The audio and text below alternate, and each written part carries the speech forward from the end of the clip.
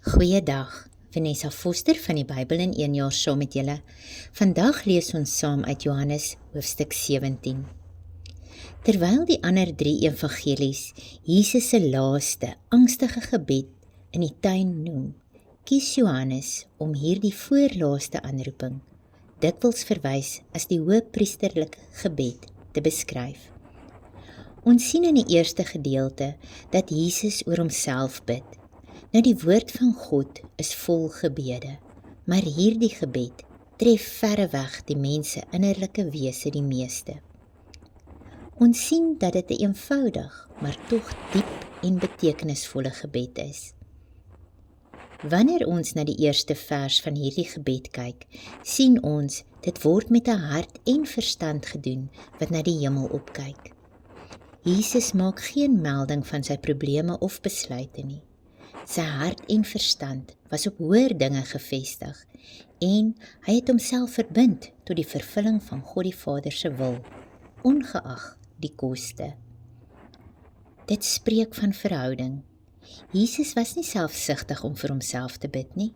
Sy besorgdheid het eintlik gegaan oor die heerlikheid van die Vader, want die Seun kan die Vader slegs verheerlik as die Vader eers die gebed van die Seun verhoor.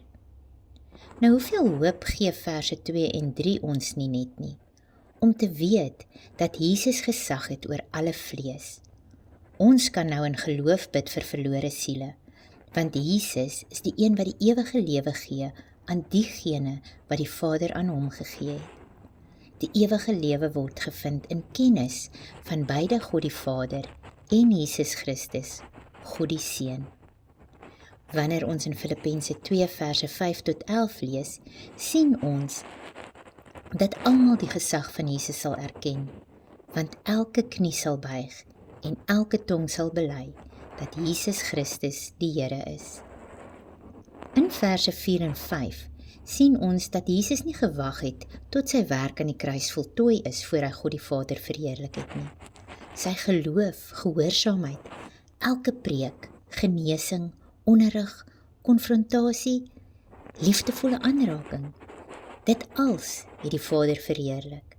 Sien, Jesus se gebed was nie 'n uitdrukking van onafhanklikheid nie, maar eerder van volkome en voortgesette afhanklikheid aan God die Vader. Alhoewel Jesus bewus was van sy voortbestaan, het hy ook verstaan dat daar 'n tyd in die ewigheid was, toe God die Seun en God die Vader 'n gedeelde heerlikheid geniet het.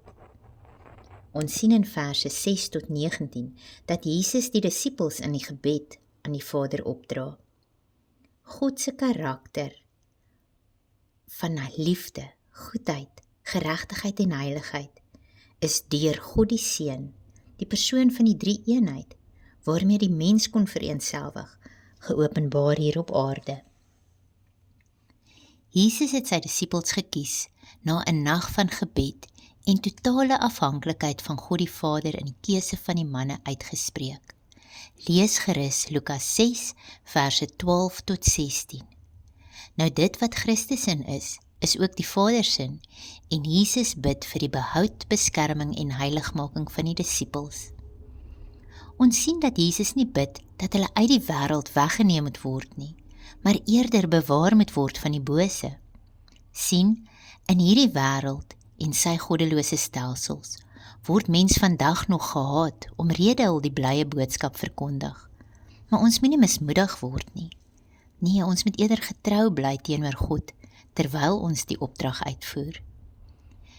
Dan sien ons dat Jesus ook nie net vir sy disippels los sodat hulle op hul eie kan streef na heiligmaking nie, maar hy bid spesifiek, vers 17. Heilig hulle in u waarheid. U woord is die waarheid. Jesus het geweet, dit is 'n werk van God in en deur ons. Sien, wanneer ons die woord van God werklik lees, hoor, verstaan en toepas, dan word heiligmaking bewerkstellig. En wanneer ons daardie openbaring ontvang, kan God ons gebruik tot diens en sending. Laastens kom bid Jesus vir alle gelowiges. Hy het na die kruis gegaan met die wete dat sy werk sou voortgaan. Hy het nie 'n vaal hoop gehad in dit wat God die Vader deur die disippels sou doen nie. Jesus bid dat daardie eenheid onder alle gelowiges sal wees, spesifiek soos wat daardie eenheid is tussen hom en die Vader. Die eenheid wat Jesus in gedagte gehad het, was 'n eenheid wat gewortel is in liefde. 'n Noue band wat ontstaan wanneer ons deel het aan daardie lewe wat God die Vader en God die Seun afkom. Die doel agter eenheid is dat die wêreld sal glo dat God die Vader die Seun gestuur het en dat dit die Vader is wat die gelowiges liefhet, net soos wat hy sy Seun liefhet. Ons sien dan die oorwinnende slot van Jesus se gebed. Jesus was op die punt om na die kruis te gaan en die lyding wat voor hom gelê het te deurstaan. Alles volgens die plan van God die Vader. Tog roep hy, vol liefde en eerbied aan die einde van sy gebed, O regverdige Vader. Hy het geweet dat die wêreld die Vader nie geken het nie, maar hy het hom volkome geken. Jesus herhaal ook die gedagte uit Johannes 17 vers 8. Al het die disippels tekort gekom, het hulle verstaan dat die Vader die Seun gestuur het. Hy sluit die gebed af met geloof en oorwinning, seker dat hy die werk voltooi het. Die Vader se liefde was die krag van sy lewe en hy bid dat daardie liefde ook sy disippels naby en ver volledig sal vind. Mag jy 'n geseënde dag verder hê. Tot volgende keer. Totsiens.